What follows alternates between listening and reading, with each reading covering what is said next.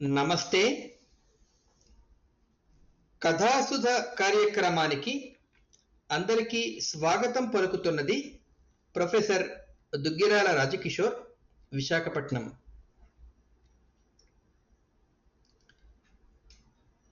భారత స్వాతంత్ర్య పోరాటంలో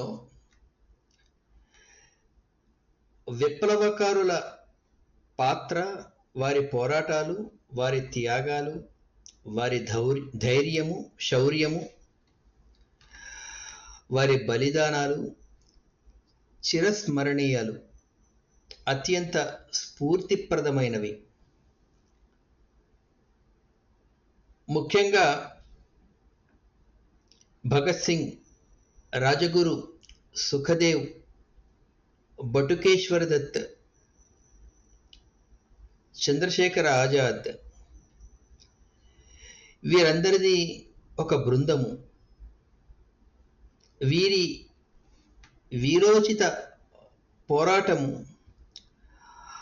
100 సంవత్సరాల తరువాత కూడా మనందరినీ రోమాంచితుల్ని చేస్తాయి. విప్లవ కార్యకలాపాలలో భాగంగా వీరంతా ఆగ్రాలో ఒక ఇల్లు అద్దెకి తీసుకుని అందులో నివాసం ఉంటూ రహస్యంగా తమ కార్యకలాపాలు కొనసాగిస్తూ వస్తూ ఉన్నారు. ఒక బృందంగా ఒక ఇల్లు తీసుకున్నారు. ప్రతి పని ఒక్కొక్కరి వంతున ఒక్కొక్క రోజు చేసుకోవాలి. ఆ రోజు వంట పని రాజగురుది.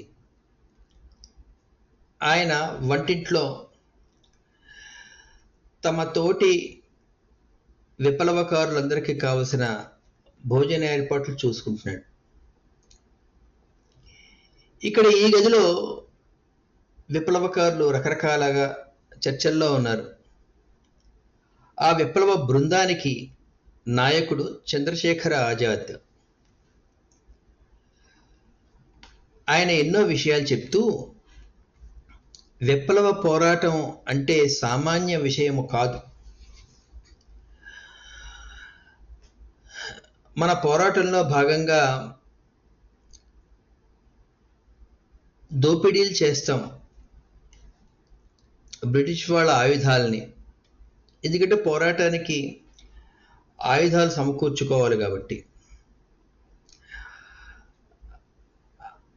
మన పోరాటంలో భాగంగా బ్రిటిష్ పాలకులపై హత్యా ప్రయత్నం చేస్తాం. వారే మనకి ప్రథమ శత్రువులు కాబట్టి. ఇది మాత్రమే కాదు, మనం మరొకదానికి కూడా సిద్ధంగా ఉండాలి. మనలో ఎవరైనా పట్టుబడినట్లయితే పోలీసు శిక్షలు చాలా కఠినంగా ఉంటాయి, తట్టుకోవడం కష్టం. మన చేత విప్లవ కార్యకలాపాల సమాచారం రాబట్టడానికి, ఇతర విప్లవకారులు ఎక్కడెక్కడున్నారో వారి ఆచూకీ తెలపడానికి, వారిని పట్టించడానికి అనేక రకాలుగా శిక్షిస్తారు. ఆ శిక్షలు తట్టుకోవడమే చాలా కష్టంగా ఉంటుంది. ఒక్కొక్కసారి కొంతమంది ఆ శిక్షలు తట్టుకోలేక విప్లవ సమాచారం అందించే ప్రమాదం కూడా లేకపోలేదు. వాటన్నిటికీ కూడా మనం సిద్ధంగా ఉండాలి. వాటిని తట్టుకోవడానికి ఎవరికీ దొరకకుండా మనం విప్లవ కార్యకలాపాలు ఎలా అయితే నిర్వర్తిస్తున్నామో, ప్రమాదవశాత్తు మనలో ఎవరైనా పోలీసులకు చిక్కినట్లయితే వాళ్ళు వేసే దుర్భరమైనటువంటి శిక్షల్ని తట్టుకుని మన రహస్యాలను ఒక్కింత కూడా వాళ్ళ దగ్గర బయట పెట్టకుండా ఉండేటటువంటి మానసిక సంసిద్ధత మనలో ఉండాలి అంటూ ఉంటే, ఈ మాటలన్నీ కూడా పక్కన వంటింట్లో భోజన ఏర్పాట్లు చేస్తున్నటువంటి రాజగురు వింటున్నాడు. చూడ్డానికి రాజగురు చాలా సుకుమారంగా ఉంటాడు. కవిత్వాలు చెప్తూ ఉంటాడు ఆయన. పాటలు పాడుతూ ఉంటాడు. చాలా చమత్కారాలు చేస్తూ ఉంటాడు. తమతో ఉండేటటువంటి సహచరుడే అయినప్పటికీ కూడా మిగతా వారందరికీ కూడా రాజగురు అంటే ఒక సరదా మనిషిగా అనిపిస్తూ ఉండేది. కవిత్వాలు చెప్తూ ఉంటాడు, సరదాగా హాస్యాలు ఆడుతూ ఉంటాడు. వాళ్ళని వీళ్ళని అనుకరిస్తూ నవ్వు తెప్పిస్తూ ఉంటాడు. చూడ్డానికి చిన్నపిల్లాళ్ళ లేత సుకుమార బాలుళ్లాగే అనిపిస్తూ ఉంటాడు. అయితే ఇక్కడ చంద్రశేఖర ఆజాద్ విప్లవకారుల్ని మరొక కోణంలో సన్నద్ధం చేస్తూ చెప్పినటువంటి మాటలు, ముఖ్యంగా పోలీసులు వేసేటువంటి శిక్ష ఎంత కఠినంగా ఉంటాయో ఆ శిక్షలు, అది వింటూ లోపల రాజగురు ఏమో ఒకవేళ నేనే బ్రిటిష్ వారికి పట్టుబడినట్లయితే వాళ్ళు వేసే శిక్షలు ఎంతవరకు తట్టుకోగలను, ఎంతవరకు భరించగలను, విప్లవ కార్యకలాపాలకు సంబంధించినటువంటి రహస్య సమాచారాన్ని ఒక్క అక్షరం ముక్క కూడా బయట పెట్టకుండా నిశ్శబ్దంగా పంటి బిగువన పోలీసులు వేసేటువంటి శిక్షల్ని నేను ఎంతవరకు భరించగలను, ఒకసారి నన్ను నేనే పరీక్షించుకుంటా అని ఆయన అక్కడ ఉన్నటువంటి అట్లకాడని బాగా కాల్చి ఛాతీ మీద వాత పెట్టుకున్నాడు. అది ఎంత భయంకరంగా ఉంటుందో, ఎంత నొప్పిని పుట్టిస్తుందో, కానీ పైకి కిక్కురుమని అనకుండా నిశ్శబ్దంగా భరించాడు. తనని తానే పరీక్షించుకుంటున్నాడు చాలా కఠినంగా, చాలా కఠోరంగా. ఒకసారి కాదు, 2 సార్లు కాదు, 3 సార్లు కాదు, 5 సార్లు బాగా కాల్చినటువంటి అట్లకాడని తన ఛాతీ మీద పెట్టుకుని వాతలు పెట్టుకున్నాడు.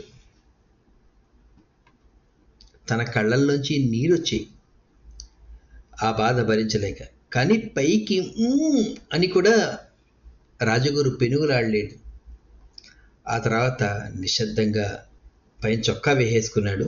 ఎవరికీ తెలియకుండా నవ్వుతూ సరదా కబుర్లు చెప్తూ హాస్యాలు ఆడుతూ. ఆ రోజు మధ్యాహ్నం భోజనం అయింది, రాత్రి భోజన కార్యక్రమం కూడా అయిపోయింది. ఇంకా అందరూ పడుకున్నారు ఒకరి పక్కన ఒకరిగా. అప్పుడు నిద్దట్లో ఆ బాధ భరించలేక రాజగురికి నిద్ర పట్టలే. ఆ బాధను తట్టుకోవడంలో అటు తిరుగుతున్నాడు, ఇటు పొర్లుతున్నాడు. ఇంకా ఉండబట్లేక అని మూలిగాడు పాపం. అప్పుడు ఆ అర్ధరాత్రి పూట రాజగురు ఏంటి ఇలా మూలుగుతున్నాడు, ఏమన్నా దోమలు ఏమన్నా కుడుతున్నాయా, నిద్ర పట్టక ఇలా శబ్దం చేస్తున్నాడు అని రాజగురు మూలుగు విన్నటువంటి చంద్రశేఖర ఆజాద్ లేచాడు. లేచి ఏంటి నిద్ర పట్టడం లేదా ఏంటి అని దీపం ఒత్తి కొంచెం పెద్ద చేసి అడిగితే ఏం బయట పెట్టలేదు. గమనించాడు ఇతనికి గుండెల్లో ఏదో నొప్పి వస్తుందేమో అని వెంటనే చొక్కా వెప్పదీస్తే అప్పటికే 5 చోట్ల బొబ్బలెక్కిపోయినటువంటి ఛాతీ కనిపించింది.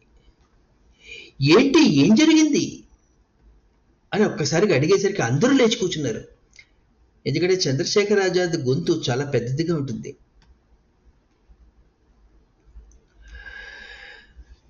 అప్పుడు రాజగురు చెప్పాడు, పొద్దున్న మీరు పోలీసులు వేసే శిక్షల గురించి చెప్పారు కదా,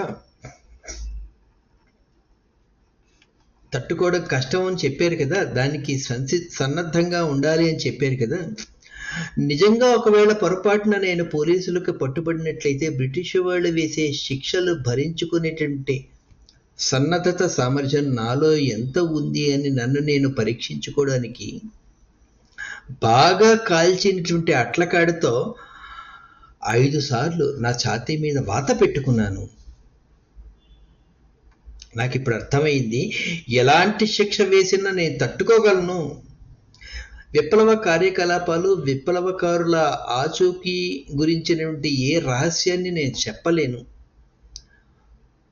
నేను ధైర్యంగా ఉండగలను అని అంత బాధలో కూడా నవ్వుతూ చెప్తే రాజగురు అక్కడున్న వాళ్ళందరికీ ఒక్కసారి ఆశ్చర్యం వేసింది. ఓహో, ఇతడు సుకుమారుడు అనుకున్నాము. ఓహో, ఇతడు లేత యువకుడు అనుకున్నాము. ఓహో, ఇతడు కవిత్వాలు చెప్తాడు, మమ్మల్ని నవ్విస్తూ ఉంటాడు, హాస్యగాడు అని అనుకున్నాము. ఓహో, ఇతడు మనల్ని అనుకరిస్తూ ఆట పట్టిస్తూ ఉంటాడు అనుకున్నాము. లేదు, వీటన్నింటి వెనకాల ఎటువంటి కష్టాన్నైనా తట్టుకునేటటువంటి ఒక గంభీర మూర్తి ఉన్నాడు. రాజగురుని ఒక హాస్యగాడిగా చూడకూడదు. ఒక వీరత్వం మూర్తి భవించినటువంటి విప్లవకారుడు అని ఆ రోజు నుంచి ప్రతి ఒక్కరూ కూడా ఒక ఆరాధనా భావంతో రాజగురు పట్ల మెలుగుతూ ఉండడం నేర్చుకున్నారు. భారత్ మాతాకి జై.